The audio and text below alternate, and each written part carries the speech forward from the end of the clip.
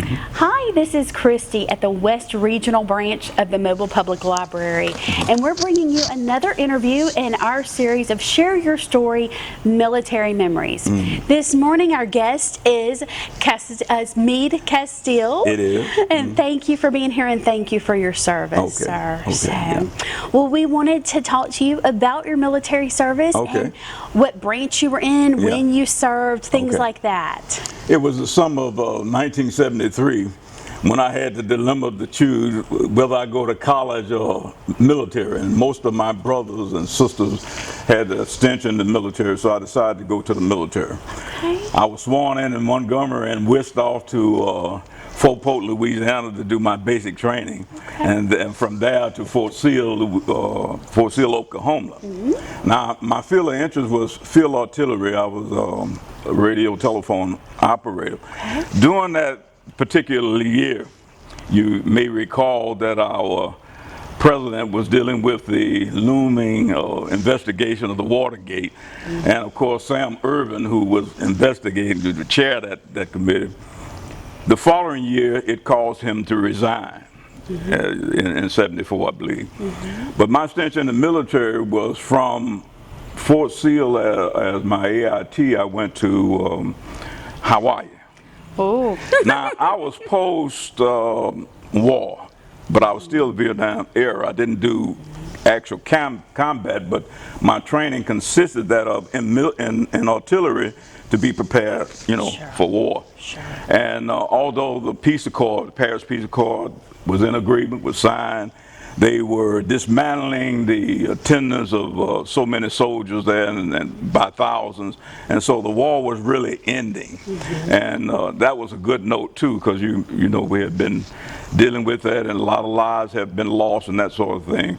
So I really, my assignment to Hawaii was just almost like paradise, But we did a lot of intense military training during that time period of time, just to be prepared. You never know what was going to happen. So I really skated through a good military career. I had the opportunity to meet a lot of different people from different areas all over the world. One incident I had, I was coming on base after a night out with some of the boys, and past me was a vehicle. But on the front of the vehicle had a two-star flag, and we didn't, we were just walking along, and so he stopped, and it was a two-star general, who there I learned what responsibility to recognize superiority, and that sort of thing. Yes, sir. I did also, we used to do on our physical training, we did what we call combat football. It's something like flag football, but no rules. Combat means just that. Whoever had the ball, you were inherently encountering hits and that sort of thing. But ask me anything you want. No, that's fine. You are doing great. We are enjoying this a lot. No, that's wonderful.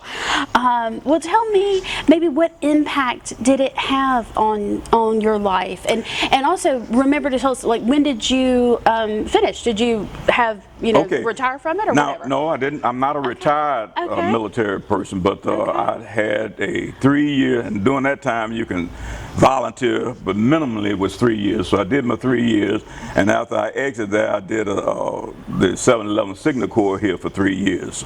So total, I had 6 years of military experience. One thing I can recall is I was raised by grandparents.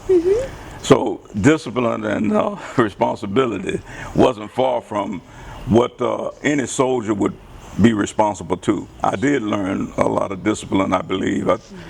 It's almost such as that when I look back, I say it ought to be minimally required that we have 2 years, because it puts you right on a good course, a good focus, and being responsible not only to yourself but others. And there again, in the military, it's nothing like the kind of relationship you develop with people you have to depend on with your very life.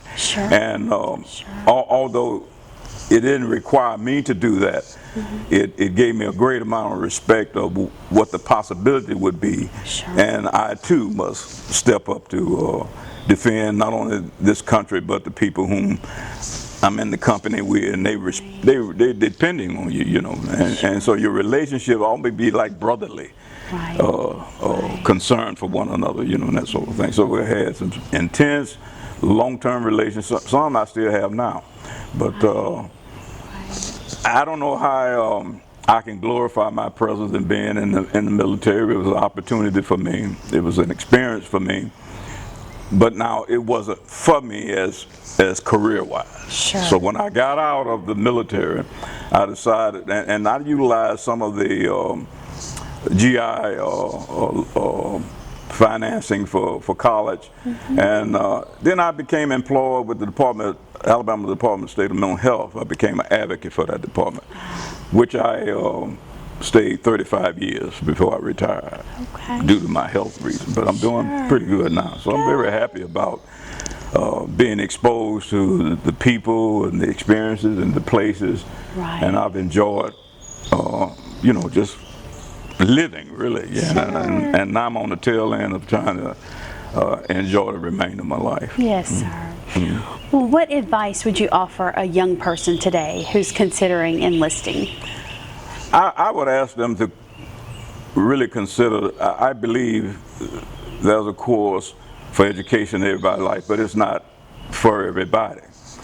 Elect what you decide to do, stay committed to that, and it's all about, in anything you do, the institution of marriage, the relationship we have with brothers and sisters, our congregational commitment to our religious institutions. Commit yourself to something, stick to it, and the benefit of it is on the tail end. It's not on the front end of anything. And if we can be encouraged enough to just be committed to whatever we decide that that's my purpose and that's my ministry, or that's my interest, do that and do it well, the best of your ability. And respect others for, you know, even when you hospitalize, you have to be thankful for the very one who cleans the room. That's right. You know, it's all important. That's right. Yes. Visitation is important, but we know during this current era of pandemic, we have lost that connection of visiting, you know, hospitals and that sort of thing. So I feel for people who are hospitalized and they can't have the medication of comfort of visitation from their loved ones or friends and that sort of thing.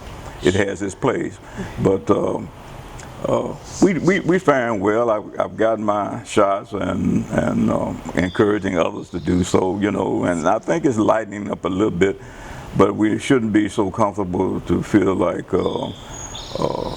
that everything is made well right now. So we just have to take a course a day at a time, yes, you know, and that sort of thing.